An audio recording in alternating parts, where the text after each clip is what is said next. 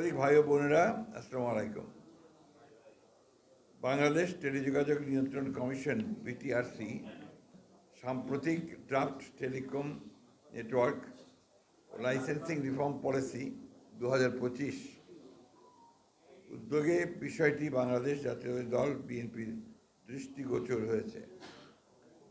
এই উদ্যোগ প্রশংসনীয় হলেও আমরা এই মুহূর্তে এই ধরনের একটা জাতীয় গুরুত্বপূর্ণ ক্ষেত্রে তড়িঘড়ি করে সিদ্ধান্ত গ্রহণ করার বিষয়ে আমাদের উদ্বেগ প্রকাশ করছি। এই নীতির উদ্দেশ্য হল লাইসেন্সিং পদ্ধতি সহজ করা, প্রযুক্তিগত অগ্রগতি উৎসাহিত করা, গ্রামীণ জনগণের ডিজিটাল অন্তর্ভুক্তি বাড়ানো, যা অবশ্যই ইতিবাচক একটি বিষয়।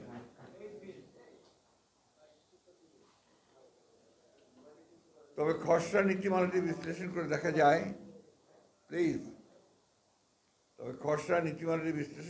যায় যে এটি গুরুতর সমস্যা রয়েছে, যা টেলিকম খাতে সমতাভিত্তিক ও টেকসই উন্নয়নে বাধা দিতে পারে। বিএনপি গঠনমূলক মনোভাব নিয়ে এই খসড়ার সম্ভাব্য দুর্বলতা, অস্পষ্টতা এবং বড় মোবাইল অপারেটরদের পক্ষে অধিক সুবিধা পাওয়ার কিছু ধারা তুলে ধরেছে, যা ছোট ও মাঝারি ব্যবসা প্রতিষ্ঠান এবং স্থানীয় উদ্যোক্তাদের ক্ষতিগ্রস্ত করতে পারে। আমরা সরকারকে জানাই, এই মূল গুরুত্বপূর্ণ নীতি বাস্তবায়নের আগে তারা যেন পূর্ণাঙ্গ আর্থিক ও সামাজিক প্রভাব বিশ্লেষণ এবং সংশ্লিষ্ট সব পক্ষের এসএমই, বিশেষজ্ঞ, ভোক্তা সংগঠনের সঙ্গে অংশগ্রহণমূলক আলোচনা করার পর নীতিমালা চূড়ান্ত করেন। বিশেষ করে সামনে জাতীয় নির্বাচনকে সামনে রেখে বিবেচনায় রেখে এই ধরনের একটি জাতীয় গুরুত্বপূর্ণ নীতিমালা এ সময়ে একতরফাভাবে প্রণয়ন করা সমীচীন হবে না বলে বিএনপি বিশ্বাস করে। সম্ভাব্য সমস্যা ও চ্যালেঞ্জ: বাজারে একচেটিয়া আধিপত্যের ঝুঁকি। একাধিক সেবা খাতে মালিকানা রাখার নিষেধাজ্ঞা তুলে নিলে বড় মোবাইল অপারেটররা একাধিক খাতে একচেটিয়া নিয়ন্ত্রণ প্রতিষ্ঠা করতে পারবে। এতে প্রতিযোগিতা কমে যাবে, ছোট প্রতিষ্ঠানগুলো পিছিয়ে পড়বে। এসএমইদের আর্থিক সংকটে পড়ার আশঙ্কা দেখা দেবে।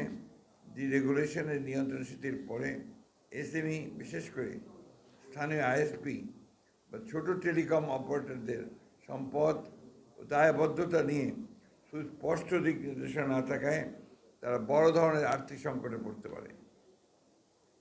বিদেশি মালিকানার অনির্দিষ্ট সময়সীমা: বিদেশি বিনিয়োগকারীদের জন্য মালিকানার সীমা নিয়ে অস্পষ্টতা আছে, যা বিনিয়োগ নিরুৎসাহিত করতে পারে এবং খাতের স্থিতিশীলতা বিঘ্নিত করতে পারে। 2. অস্পষ্ট ও অনির্ধারিত বিষয়: ক্রস ওনারশিপের ফাঁকফোকর, উলম্ব ও সমান্তরাল মালিকানার বিষয়ে পরিষ্কার ব্যাখ্যার অভাবে বড় কোম্পানিগুলো আরও বাজার দখল করে দিতে পারে। এন্টারপ্রাইজ সার্ভিসের সীমা অস্পষ্ট। মোবাইল অপারেটরদের ফাইবার ভিত্তিক ব্যবসা, সংযোগ সেবা কোথাও সীমাবদ্ধ, তাই স্পষ্ট নয়, ফলে বিবাদ ও অসাম্য তৈরি হতে পারে।